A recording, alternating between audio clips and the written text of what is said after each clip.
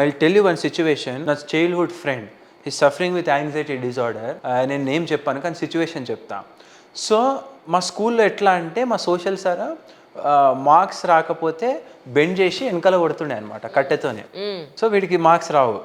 అయితే ఏమైంది, ఆ సిచ్యువేషన్ తప్పించుకోవడానికి అతను ఎంత పెద్ద గేమ్ ప్లే చేసిండంటే స్కూల్ నుంచి అతన్ని కిడ్నాప్ చేసి అడవిలోకి తీసుకుపోయి చంపడానికి చేసినట్టు సీన్ క్రియేట్ చేసి వాళ్ళ వేరే ఊరికి వెళ్ళి వాళ్ళ మమ్మీకి ఫోన్ చేసి, మమ్మీ నన్ను కిడ్నాప్ చేసిర్రు, నేను ఇక్కడ ఉన్నా అని చెప్తే వాళ్ళ మమ్మీ వాళ్ళు తీసుకెళ్ళి పోలీస్ స్టేషన్ తీసుకెళ్ళి పోలీసు వాళ్ళకి ఏం చెప్పిండంటే ఈ స్టోరీ అంతా చెప్పిండు. నేను స్కూల్ దగ్గర వెయిట్ చేస్తున్నా, ఇద్దరు వచ్చారు, మాస్క్ వేసుకున్నారు, నన్ను ఎత్తుకుపోయినారు, అడవిలోకి తీసుకుపోయి చంపాలనుకున్నారు.